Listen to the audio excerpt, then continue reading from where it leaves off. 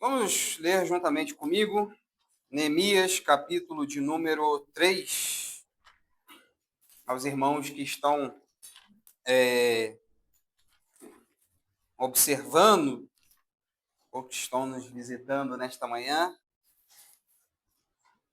nós estamos em uma série de exposições do livro de Neemias. Hoje nós estamos no capítulo de número 3.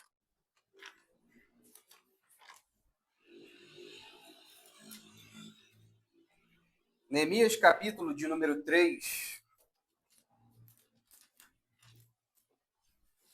Hoje irei fazer a exposição dos capítulos 3 e 4, ok? Irei ler o capítulo de número 3 e depois, quando eu for trabalhar o capítulo de número 4, assim eu faço, tá bom? Que diz o seguinte: então se dispôs Eliacibe, sumo sacerdote, com os sacerdotes, seus irmãos, e reedificaram a porta das ovelhas, consagraram-na, assentaram-lhe as portas e continuaram a reconstrução até a Torre dos 100 e a Torre de Hananel. Junto a eles edificaram os homens de Jericó, também ao seu lado edificou Zacur, filho de Irri. Os filhos de Racená edificaram a porta do peixe, colocaram-lhe vigas e lhe assentaram as portas com seus ferrolhos e trancas. Ao seu lado reparou Meremote, filho de Urias, filho de Cós. Junto deste reparou Mesulão, filho de Berequias, filho de Mesazabel, a cujo lado reparou Zadok, filho de Baaná. Ao lado destes repararam os tecoitas. Os seus nobres, porém, não se sujeitaram ao serviço de seu senhor, ou do seu senhor. Joiada, filho de Passeia, e Mesulão, filho de Besodias, repararam na porta velha. Colocaram-lhe as vigas e lhe assentaram as portas com seus ferrolhos e trancas. Junto deles trabalharam Melatias, Gebionita, e Jadom, Meronotita, homens de Gibeão e de Mispa, que pertenciam ao domínio do governador de além do Eufrates. Ao seu lado reparou Uziel, filho de Haraías, um dos ourives, junto dele. Junto dele, Ananias, um dos perfumistas, restauraram Jerusalém até o muro largo. Junto a estes, preste atenção, que isso se repete. Junto a este, trabalhou Refaías, filho de Hur, maioral da metade de Jerusalém.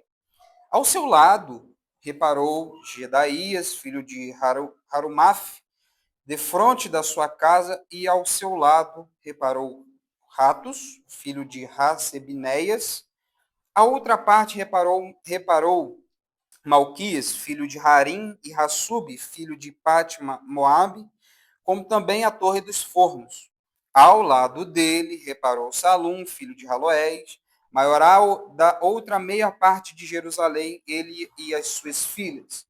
A porta do vale reparou a Hanum e os moradores de Zanoa.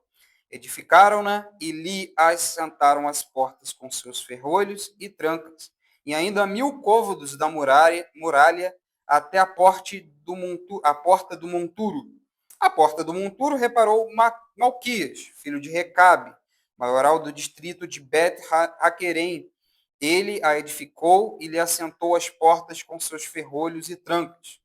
A porta da fonte reparou a Salum, filho de Col-Rossé, maioral do distrito de Mispa. Ele a retificou e a cobriu e lhe assentou as portas com seus ferrolhos e trancas. E ainda o muro do açude de Selá, junto ao jardim do rei, até os degraus que descem a cidade de Davi. Depois dele, mudou aqui, né?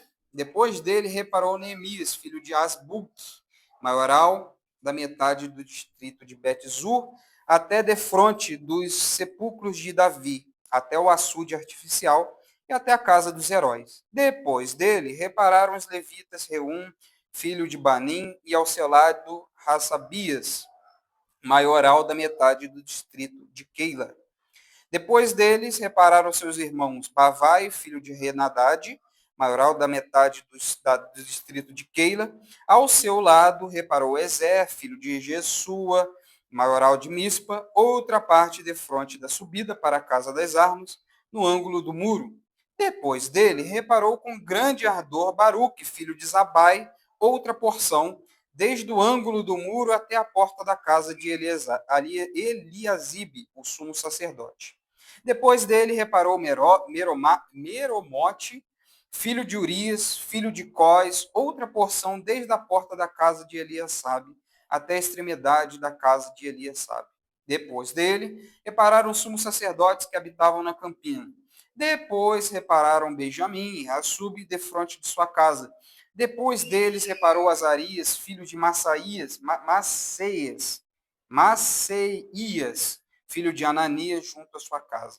Depois dele reparou Binui, filho de Renadade, outra porção desde a casa de Azarias até o ângulo e até a esquina. Palau, filho de Uzaí, reparou defronte do ângulo e da torre que sai da casa real superior, está junto ao pátio do cárcere. Depois dele, reparou Pedaías, filho de Parós, e os servos do templo que habitavam em Ofel, até defronte da porta das águas, para o oriente e até a torre alta. Depois, repararam os tecoítas, outra porção, defronte da torre grande e alta, e até o muro de Ofel. Para cima da porta dos cavalos, repararam os sacerdotes, cada um defronte da sua casa. Depois deles, reparou Zadok, filho de Imer, defronte da sua casa, e depois dele, Semaías, filho de Secanias, guarda da porta oriental. Depois dele, reparou Ananias, filho de Selemias e Hanum, o sexto filho de Zalaf, outra porção. Depois dele, reparou Mesulão, filho de Berequias, defronte da sua morada. Depois dele, reparou Malquias, filho de um dos ourives, até a casa dos servos do templo e dos mercadores, defronte da porta da guarda, até o eirado da esquina. Entre o eirado da esquina e a porta das ovelhas, repararam os ourives e os mercadores. Deixa eu tomar uma água, né? Cansa, né? Pode parecer um texto, meus amados irmãos, que se refere a portas, a eirados, a nome de pessoas que são estranhas. Imagina seu filho ser chamado de todos esses nomes que eu li aqui, né? Rabalade, Ramalade. Brincadeiras à parte, meus amados irmãos, esse texto ele tem alguns pontos cruciais para a nossa vida cristã. Pode parecer que não. Pode parecer que quando nós lemos os textos da descendência, por exemplo, em Gênesis, em Mateus, Lucas, podem parecer, melhor falando, textos que não fazem sentido a nós. E a ênfase que eu mencionei, a nossa leitura, é uma ênfase que precisa estar ligadas a pontos importantes, inclusive dentro da nossa congregação, da nossa igreja, da igreja brasileira, da igreja no mundo. Como eu disse, meus amados irmãos, e como nós temos trabalhado nesse livro, o livro de Jeremias tem importâncias muito grandes a nós. Algumas delas eu irei retornar nessa exposição. O tema dessa exposição de hoje, ela está trabalhando dentro da cooperação que a igreja tem que ter dentro do momento em que nós vivemos, em que nós vivemos no mês passado, fazendo a comemoração da reforma. O tema de hoje, então, que eu quero trabalhar com vocês é uma igreja, uma mente e uma reforma. O livro de Jeremias, ele foi escrito por volta de 400 a.C., durante o período pós-exílico de Israel. Ou seja, depois do cativeiro babilônico. A autoria, Neemias, com algumas discussões de literatura. dentro dessas questões, com possíveis contribuições, como o Igor disse na exposição passada, de Esdra. Neemias, então, como nós já vimos no capítulo 1, copeiro do rei, estava distante de Jerusalém, copeiro do rei Artaxerxes. Palavra difícil também, né? No seu mundo, podemos assim dizer, fora dos campos, ele recebe então aquela comunicação, aquela mensagem de que Jerusalém estava com os muros destruídos, portões todos acabados, queimados.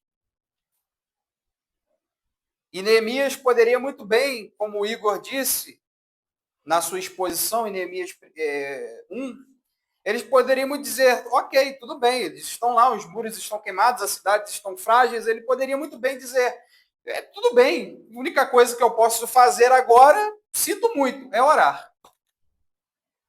Mas não.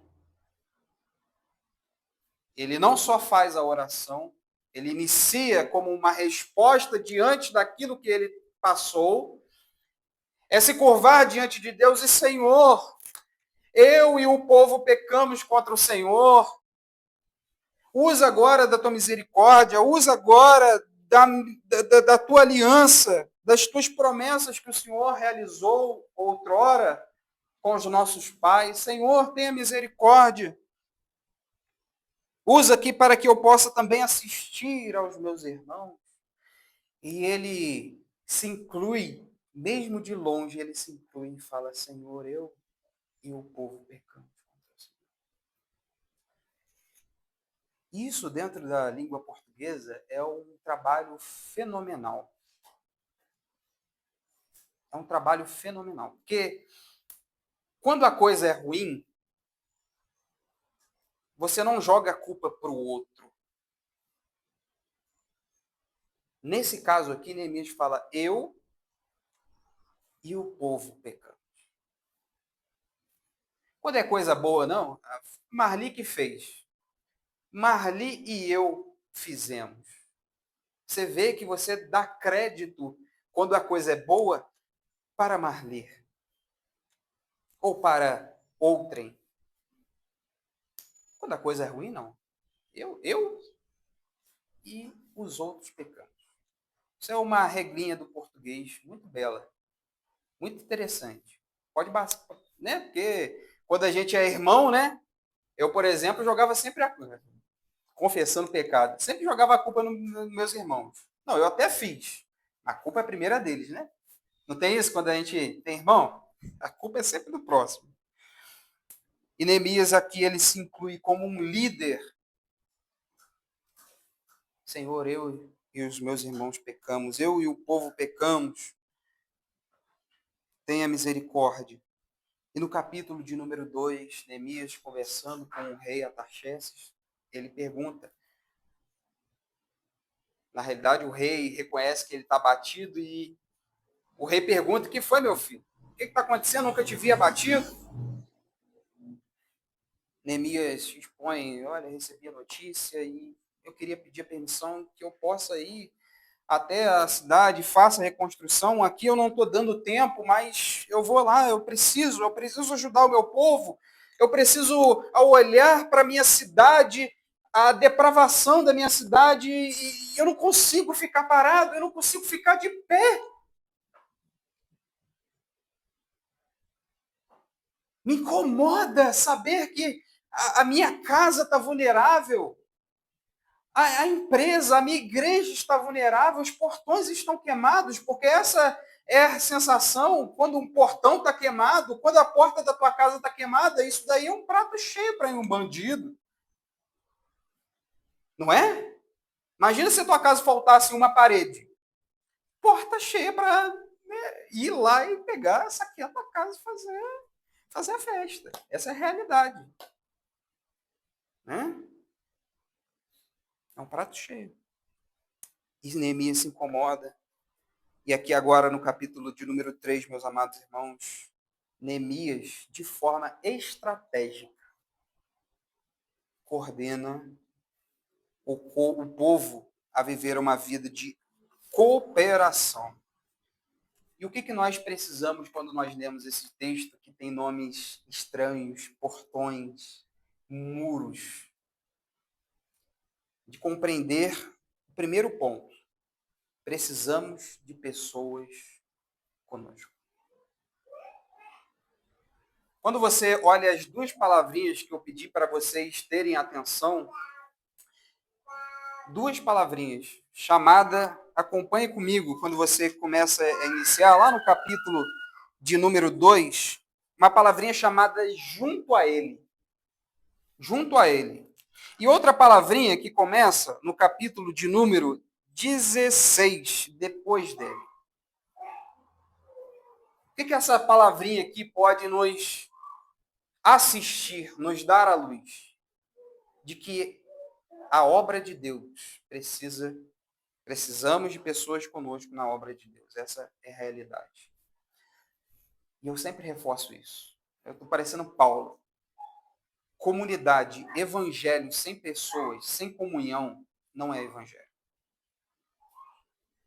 Você não dá para construir uma obra, o Marcos sabe muito bem disso, né, Marcos? Sempre fala, poxa, hoje, sábado, não vai dar para ir, porque eu estou aqui fazendo a obra. O Marcos não faz a obra sozinho, ele fala, olha, eu estou chamando aqui um parente meu, um amigo meu, que precisa de me ajudar, precisa de que me dê forças aqui, de orientações que eu possa realizar essa situação. E aqui Neemias compreendeu como lição importante que o povo de Deus precisa e deve viver em cooperação. Dentro da igreja, meus irmãos, nós não podemos trabalhar sozinhos, nós não podemos realizar sozinhos com as nossas próprias forças. Precisamos ter cooperação. Olha que interessante, Igor, meus amados irmãos. O texto já começa falando que o sumo sacerdote, Eliacibe, ele se levanta com os sacerdotes a reconstruírem o portão. Quando você olha para o sumo sacerdote dentro das escrituras, você pensa o quê? Cara importante, roupa importante, aquela estola sacerdotal bonita, toda linda, toda perfume aromático. Mas como diziam os bons nordestinos, o cabra, ele se despiu dessa situação e falou assim, nós precisamos reconstruir.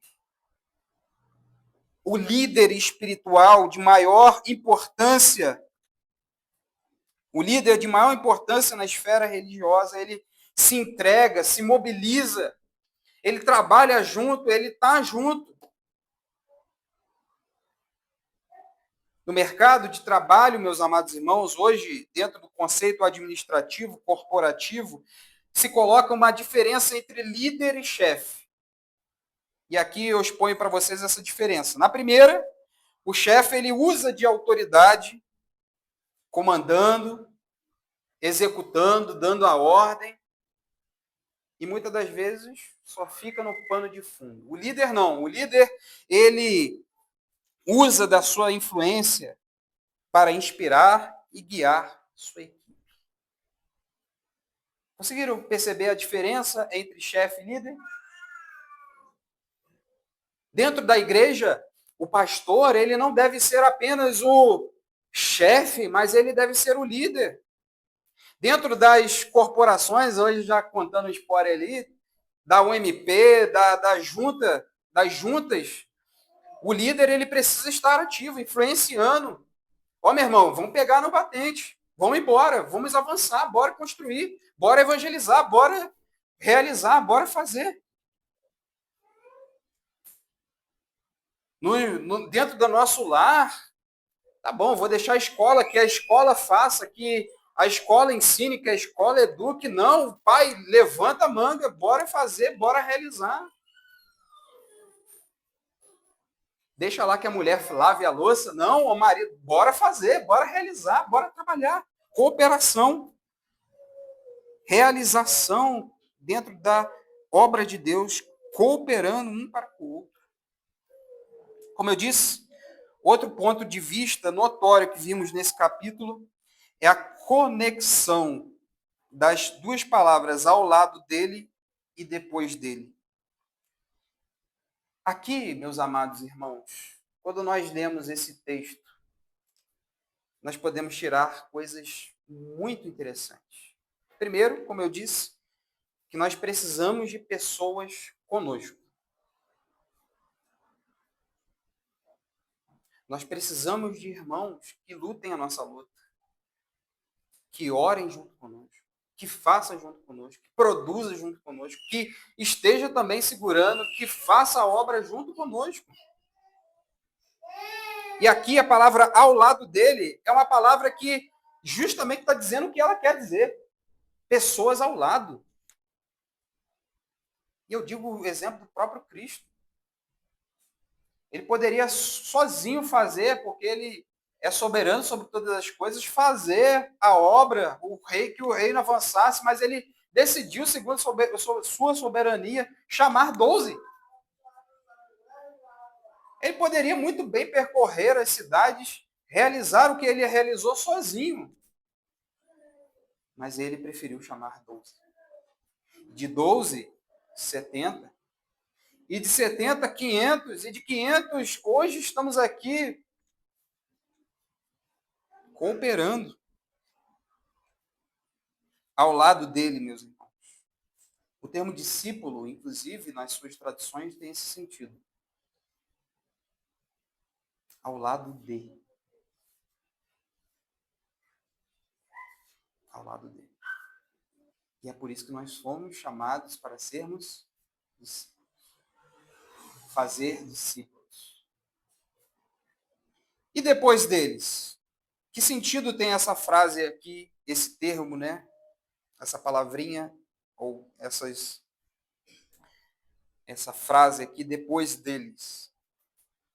Tem o sentido de que não devemos somente estar junto, mas também em sessões. Por que hoje dentro da igreja, principalmente presbiteriana, tem junta da mulher, junta disso, junta da mocidade, união disso, união daquilo?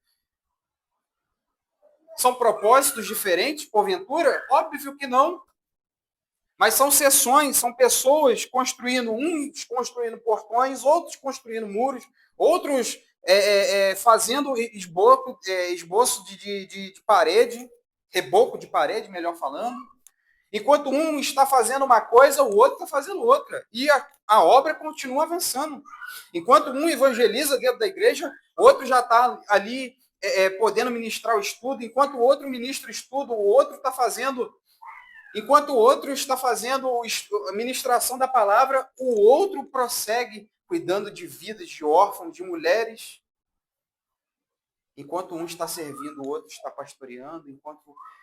Percebe, meus amados irmãos, como a igreja ela une em um só propósito, mas de cooperações diferentes? Está sendo claro? Está sendo objetivo? Estou falando rápido demais, porventura? Neemias nos assiste. Na nossa empresa, a mesma coisa. Por que tem setores? Isso não seria bagunça se todos cuidassem da mesma situação. Por que na nossa casa tem pai, mãe, filhos? Para propósitos. Um mesmo propósito, glorificar ao Eterno. Se tem junta de mocidades, união de mocidades presbiterianas, é por um propósito. Depois o pessoal vai brigar comigo aí, contando já o spoiler antes do tempo, não é isso? Brincadeiras à parte. E aqui é necessário que, irmãos, precisamos de pessoas ao lado dele, ao lado nosso, ao nosso lado, e depois de nós, fazendo em sessões distintas, mas com o mesmo propósito, que é a reedificação das muralhas. Enquanto nos versos 1 ao 8, era necessário que se reconstruísse ou construísse os portões, dos versos 9 até os versos de número 20, os portões, ou as muralhas, os muros, pudessem ser construídos, reconstruídos. São sessões diferentes, mas com o mesmo propósito. Dentro desse tema, me permita, meus amados irmãos, temos um outro ponto importante. Acompanhe comigo no verso de número 5. Vamos ler aqui, Neemias 3, verso de número 5. Ao lado destes, repararam os tecoitas. Os seus nobres, porém, não se sujeitaram ao serviço do seu senhor. Vamos bater um papo aqui agora. A gente sabe a realidade das coisas. Dentro da nossa vida, 80% das pessoas, elas querem o nosso bem. Os outros 20 são pessoas que querem reclamar, querem murmurar, não querem se colocar à disposição da obra. E aqui Neemias, o texto não diz, mas o que Neemias faz? Ele continua relatando. As pessoas aqui, elas não querem.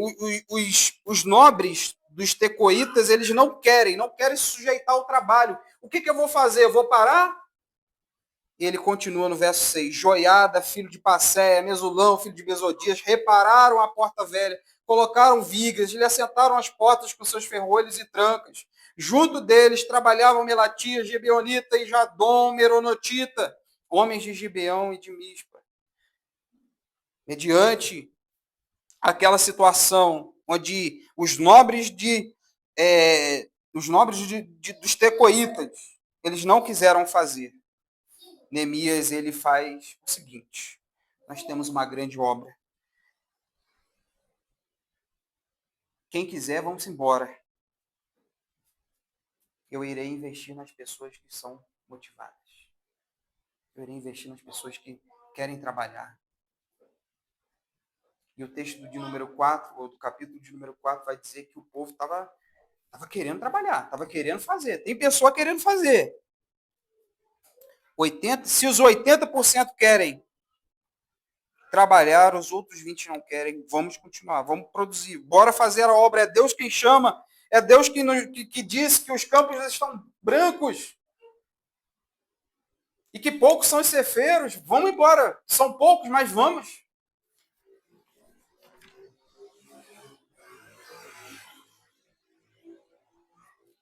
E outro texto que nos faz pensar, o verso de número 12. Acompanha aí comigo.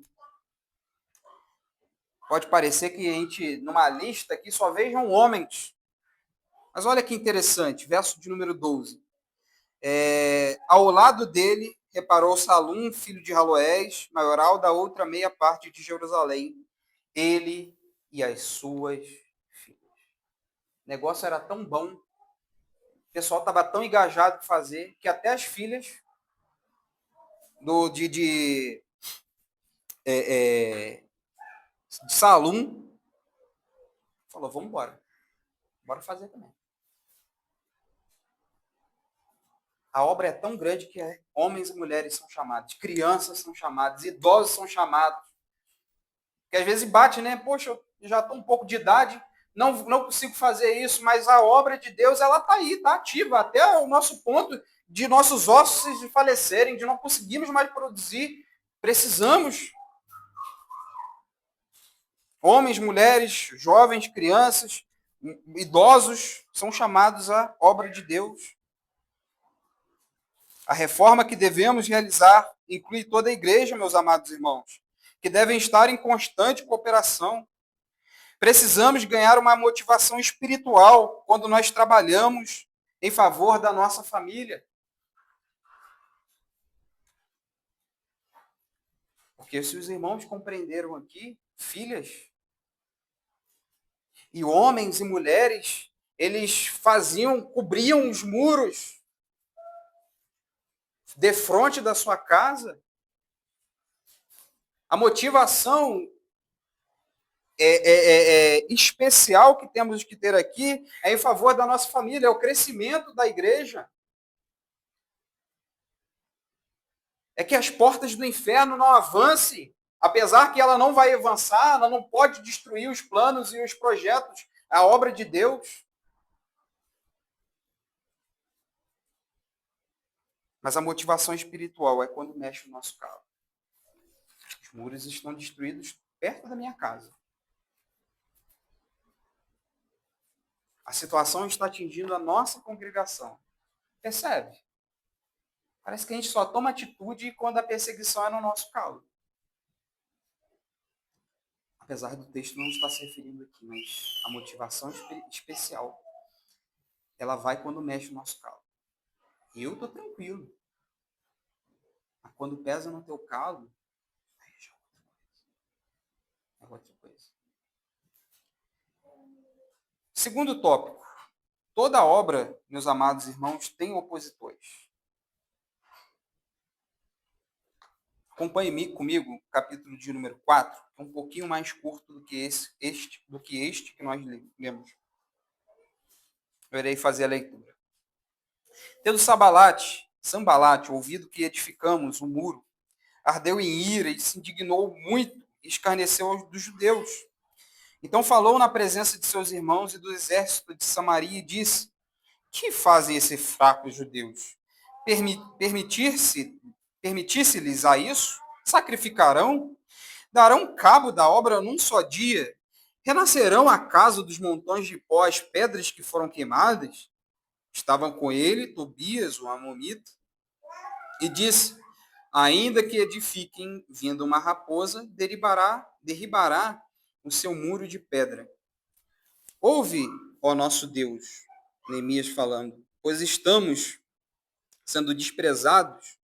Cai o seu opróbrio sobre a cabeça deles e faze que sejam despojos numa terra de cativeiro.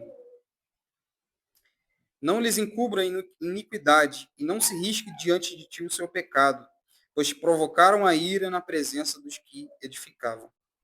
Assim edificamos o muro e todo o muro se fechou até metade de sua altura, porque o povo tinha ânimo para trabalhar. Mas ouvindo Sambalate, Tobias, os arábios, os amomitas e os asdotitas, que a reparação dos muros de Jerusalém ia avante, e que já se começavam a fechar-lhes as brechas, ficaram sobremodo irados. Ajuntaram-se todos de comum acordo para virem atacar Jerusalém e suscitar confusão ali. Porém, nós oramos ao nosso Deus e, como proteção, pusemos guarda contra eles de dia e de noite. Então disse Judá: já desfaleceram as forças dos carregadores, os escombros são muitos, de maneira que não podemos edificar o muro. Disseram, porém, os nossos inimigos nada saberão disso, nem verão, até que entremos no meio deles e os matemos. Assim faremos cessar a obra. Quando os judeus que habitavam na vizinhança dele 10 vezes nos disseram: de todos os lugares onde moram subirão contra nós. Então pus o povo por famílias nos lugares baixos e abertos por detrás dos muros, ou do muro, com as suas espadas e suas lanças e seus arcos. Inspecionei, dispus-me e disse aos nobres, aos magistrados e ao resto do povo: não os temais, lembrai-vos do Senhor, grande e temível, e pelejai pelos vossos irmãos, vossos filhos, vossas filhas, vossa mulher e vossa casa. E sucedeu que, ouvindo os nossos inimigos, que já o sabíamos, e que Deus tinha frustrado os desígnios deles, voltamos todos nós ao muro, cada um segundo a sua obra, ou cada um a sua obra. Daquele dia em diante, metade dos meus moços trabalhava na obra, e a outra metade empunhava lanças, escudos, arcos e couraças, e os chefes estavam por trás de toda a casa de Judá. Os carregadores que por si mesmos tomavam as cargas, cada um com uma das mãos fazia a obra e com outra segurava a arma. Os edificadores, cada um trazia sua espada à cinta, e assim edificavam o que tocava, e assim o edificavam. O que tocava a trombeta estava junto de mim. Disse eu aos nobres, aos magistrados, ao resto do povo: grande e extensa é a obra, e nós estamos no muro muito separados, longe um dos outros. no lugar em que ouvirdes o som da trombeta, para ali correrei, para ali acorrei a ter conosco. O nosso Deus pelejará por nós. Assim trabalhávamos na obra, e a metade empunhava as lanças, desde o raiar do dia até o sair das estrelas. Também nesse mesmo tempo disse eu ao povo: cada um com o seu moço fique em Jerusalém, para que de noite nos sirvam de guarda e de dia trabalhem. Nem eu, nem meus irmãos, nem meus moços, nem os homens da guarda que me seguiam largávamos as nossas vestes. Cada um se deitava com as armas à sua direita. Eu vou comentar do verso de número 1 até o verso de número 6, que é isso que eu acabei de dizer. Toda obra, ela tem opositores. Toda obra. Toda obra. Se você está construindo a sua casa, vai ter oposição. Se você está fazendo a obra de Deus, vai ter oposição. Se você quer o crescimento da igreja, vai ter oposição. Se você quer mudar de emprego, vai ter oposição. Se você quer crescer, vai ter oposição. Todas as áreas da sua vida vai ter oposição. E aí, não contente, meus amados irmãos, com o avanço da obra, agora Sambalate, e o texto aqui, ele reforça dois sentimentos, ira e indignação. Se não bastasse Sambalate já está irado, ele ficou indignado. Como é que pode? E para ficar mais indignado, eu vou dar um spoiler. No capítulo de número 6, sabe quanto tempo que eles terminaram essas muralhas? 52 dias. Aí que o cabra fica nervoso mesmo. Como é que pode? 52 dias eles acabarem. Um projeto que demoraria anos. Como que pode? E ao ouvir isso, que a obra estava andando, o pessoal estava cooperando, o pessoal estava se juntando, o que que acontece? Sambalate, o mesmo Sambalate, que lá no capítulo de número 2, a qual exposição fez o nosso amado irmão Gabriel, ele agora fica indignado. E o texto hebraico, tanto para irado e indignado, né, o termo hebraico aqui, é queimar de raiva mesmo. Sabe aqueles desenhos que Tom e Jerry, essas coisas ali, pareciam lá o Tom nervoso, irado, nervoso, e saía até ficava vermelha a cabeça dele. É esse termo aqui. Esse termo aqui é se queimar de ira, de raiva, de indignação, a ponto de a única saída, perceba comigo, a única saída que Sambalate tem aqui é zombar e insultar.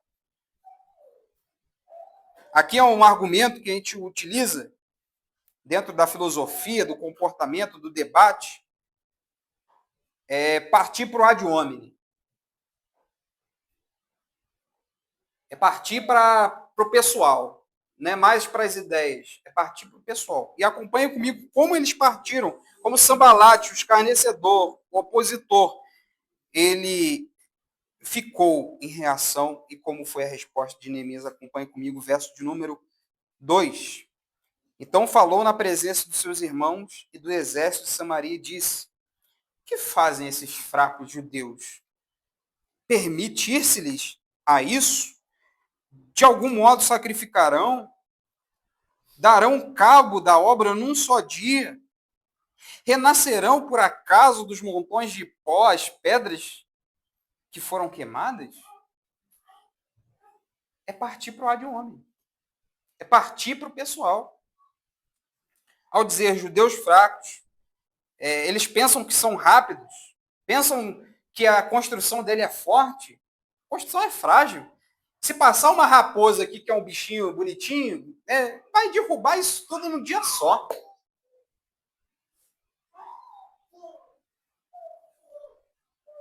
Vamos ver a resposta de Neemias. Quando os inimigos falam contra a obra de Deus, ou do povo de Deus estão falando contra o próprio Deus, e qual que é a primeira resposta de Neemias? É brigar? É rebater? É discutir? Ele ora. Ele ora. Acompanhe comigo aí no verso de número 4. Ouve, ó nosso Deus, pois estamos sendo desprezados. caia o seu opróbrio, misericórdia, sobre a cabeça deles, e faze que seja despojo numa terra de cativeiro. Não lhes encubra a iniquidade, e não se risque diante de ti o seu pecado. Por quê? Pois te provocaram a ira na presença dos que edificaram. Falar contra a obra de Deus é pesado. É falar contra o próprio Deus. O que Jesus, ao encontrar Paulo ou Saulo de Tarso, ele fala: você não está perseguindo eles, você está me perseguindo. Por que está me perseguindo? Por que está fazendo essa situação? Por que está me perseguindo? E aqui Neemias ora. Eles provocaram a ira do Senhor na presença dos que edificavam. E como eu disse, essa oração de Neemias não é a oração do sabor de mel, não. Porque pode parecer que ele é vingativo, né? Mas um zelo piedoso pela glória de Deus. Senhor, estão atentando contra a tua obra. Estão provocando a tua ira, Senhor. Não a nós.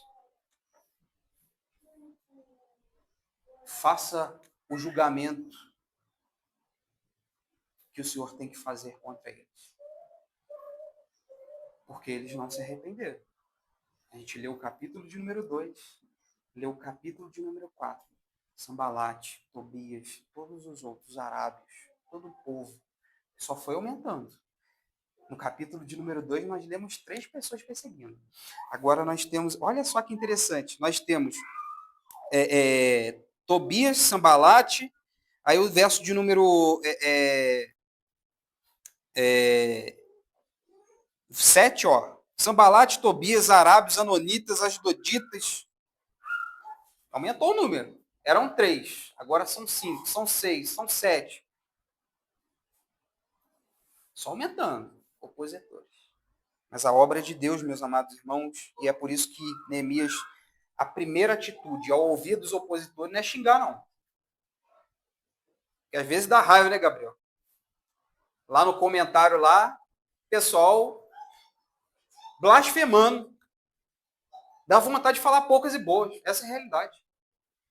Mas a primeira coisa que Neemias fez, orar. Senhor, a obra é tua. A glória é tua. O reino é teu. Então a oração de Neemias aqui é um zelo piedoso pela glória de Deus. Como eu disse, a construção das muralhas foram frustradas por Sambalate. 52 dias mais. Imagina. Construir portão em 52 dias. Às vezes a gente vai pedir um marceneiro para construir uma porta, cabra demora 2 meses, 3 meses, 4 meses.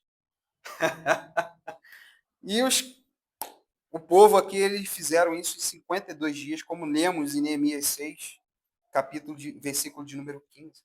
Neemias não estava nem aí para os opositores, pois o povo tem ânimo para trabalhar. Nós vimos aqui no verso de número 6. O povo tem ânimo. Quando o povo tem ânimo, não existe opositores, não existe reclamação, não existe murmuração. A obra é do Senhor, nós precisamos fazer, vamos ter ânimo. Vamos construir, bora avançar. Bora avançar. Eu não estou nem aí. Foi o que Gabriel falou na última exposição. É recusar, é rejeitar, é não dar voz, é não dar corda.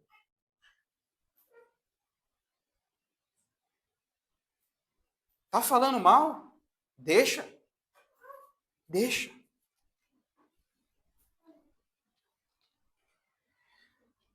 Vamos notar aqui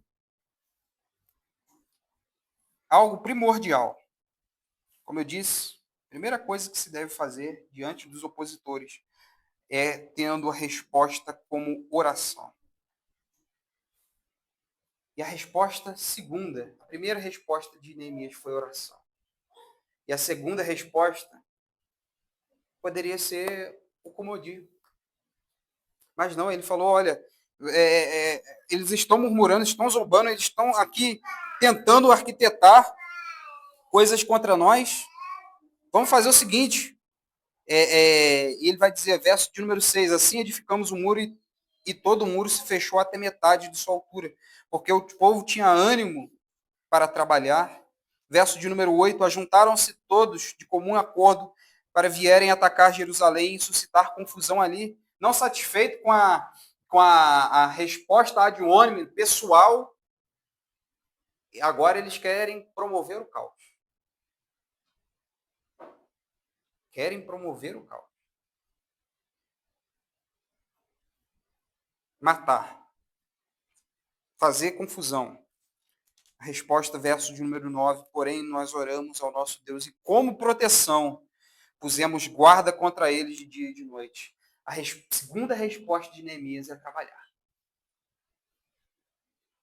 Existe um louvor, eu creio que tenha no nosso cenário, que ele diz assim, orai e trabalhar.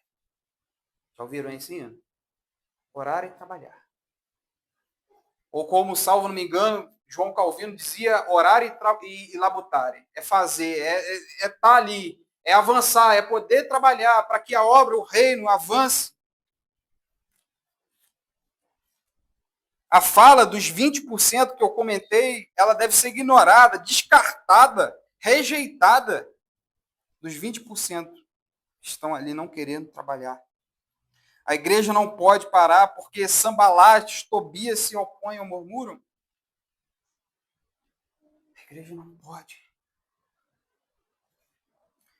A igreja não pode parar.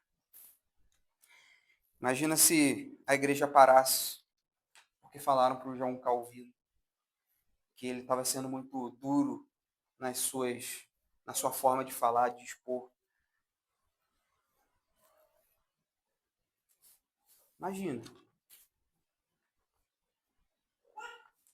Nossos corações eles devem estar dispostos a servir a Deus e sua obra. Nós então precisamos de necessidades sentidas. Aquele povo, eles tinham necessidade, sabiam a urgência do caso. Sabiam que se eles não construíssem os portões, Sanbalate, Tobias e muitos outros poderiam invadir. Se os muros não pudessem ser reconstruídos, Sanbalate, Tobias, eles iriam invadir a urgência. Meu Deus! E eu volto aqui a falar de novo. Quantas pessoas estão perdidas nas ruas e a necessidade da igreja não é aflorada? Meu Deus! Eu convoco de novo, vai na rua ali perto da catedral e vê a desgraça, desculpe-me da expressão, que eu não gosto de usar que é o terror jovem. Vai nos bairros de Petrópolis, vai em bairros na Baixada, vocês veem a situação, meu Deus! E a resposta é ter uma segurança pública melhor. A resposta para o Rio de Janeiro, meus amados irmãos, é o Evangelho. A resposta para combate contra a violência contra a mulher, contra situações que muito se permeiam, é o Evangelho. Essa é a resposta. Será que isso não é uma necessidade, meu Deus do céu, aparente, urgente para os nossos dias? E é igual falamos aqui, né, Marli? No 2, 3 cultos anteriores, ainda se reclama que o som não está muito bom e que é isso, que é aquilo. Precisamos avançar, precisamos corrigir arestas, estar dispostos à necessidade sentida. Assim como Atos, abra comigo, capítulo de número 2.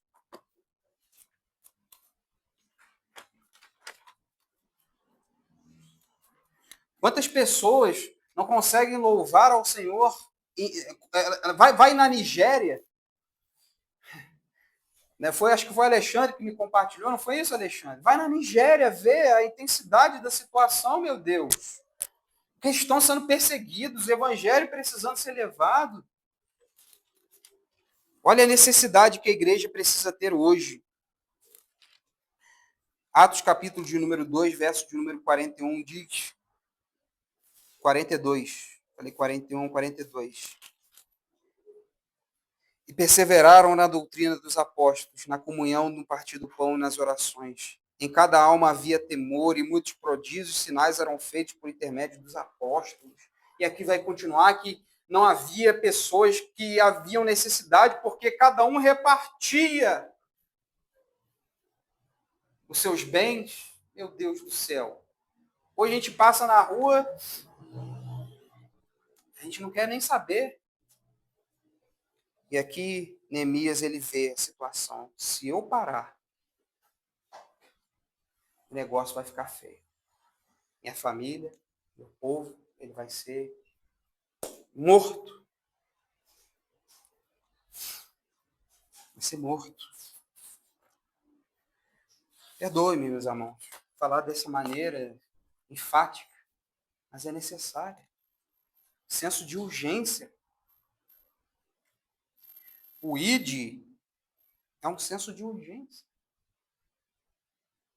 Reconstrução dentro da nossa vida, família e coisas são urgentes. O avanço do evangelho é algo urgente. Em terceiro ponto, precisamos entender que o Deus é Deus quem faz a obra em seu povo e por seu povo. Tão bonito, e eu confesso para os irmãos, uma imagem de Deus no Antigo Testamento. Os ateus, por exemplo, eles falam que no Antigo Testamento a imagem é de Deus mau, malvado. Possivelmente o Gabriel já ouviu tantos argumentos, né, lá dentro da sua apologética. Demais. Mas tem uma imagem, irmão Gabriel, que eu gosto bastante, meus irmãos, dentro do Antigo Testamento. É a imagem de Deus sendo guerreiro. É a imagem de Deus sendo guerreiro. Olha só o que Neemias aqui ele vai dizer e eu já irei concluir. Verso de número...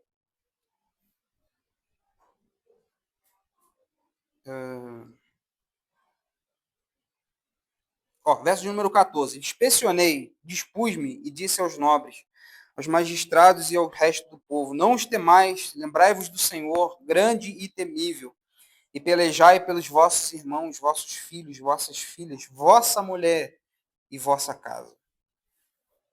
É o Senhor quem está na frente do seu povo. E ele vai dizer no verso de número 20, no lugar em que ouvirdes o som da trombeta, para ali acorrei a ter conosco. O nosso Deus pelejará por nós. A obra é de Deus. Aqui o povo, e principalmente Neemias, entendeu que a obra é de Deus. A fúria dos opositores era tanta que agora parte-se, como eu disse, para uma violência, para criar confusão e parar a obra. A ponto, meus amados irmãos, olha só, de Judá dizer, e aqui nós lemos no verso de número 7, salvo não me engano, os carregadores, Judá dizendo, os carregadores não têm mais forças. Nós não seremos capazes de construir a muralha, enquanto, de outro lado, nós temos opositores dizendo, eles não saberão, até que matemos e cessaremos a obra. E precisamos entender que a obra é de Deus. E Deus trabalha em seu povo, e Deus trabalha pelo seu povo. Ao olhar a ameaça, Neemias aqui, ele não se acovarda. Ele ataca. Aliás, ele não ataca, mas ele também não deixa as coisas frouxas, não. Ele não ataca, não parte para a violência, mas também ele não deixa as coisas livres para atacar. O povo estava bem armado, segura aí. Enquanto um trabalha construindo, edificando, fazendo,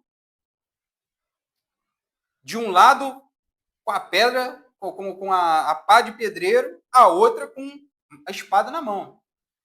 E outra, dormir com a espada do lado. Tinha nem tempo para tirar a roupa, para poder dormir, pijaminha. Tinha tempo não. O negócio era tão feio. Nós não podemos parar. O povo, meus amados irmãos, é chamado para orar e lutar, orar e trabalhar, orar e confiar. Deus é quem luta pelo seu povo. A obra de Deus é extensa. O reino precisa de trabalhadores, mas Deus luta pelo seu povo. Deus luta por esta igreja. Deus luta pelo seu povo. Apesar das dificuldades que aparentam, apesar de tentarem impedir o povo de Deus, a igreja triunfará, o evangelho triunfará, o reino de Deus triunfará, as portas do inferno não prevalecerão contra a igreja do Senhor. Os inimigos como Roma, Nero, não conseguiram impedir o avanço do evangelho, e muito menos os Neros que poderão aparecer. Eles irão impedir o avanço do reino de Deus. O reino é de Deus. Qualquer seita que tenta destruir, os inimigos que se instauram, até mesmo dentro de nós, da nossa família, não podem impedir o que Deus pode fazer em seu povo e por seu povo. Não pode. E não impedir. Não impedir. Prova que não impediram, como eu disse, 52 dias. O negócio estava pronto. As muralhas estavam retificadas. Os portões estavam ali.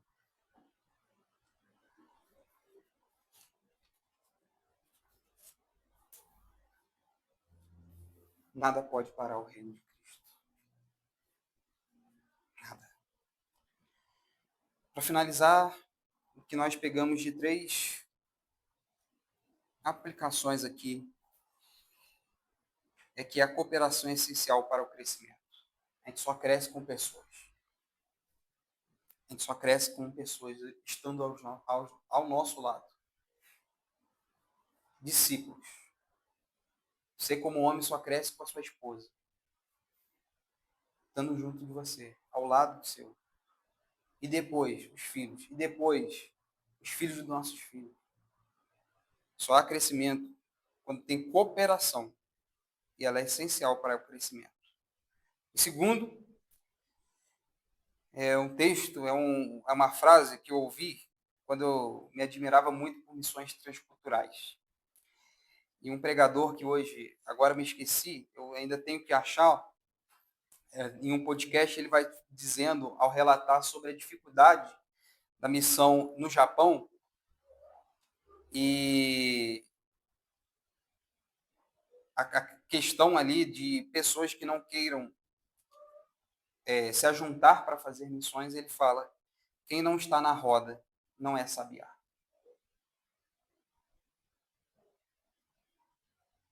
Só canta na roda quem é sabiá. Você vai ver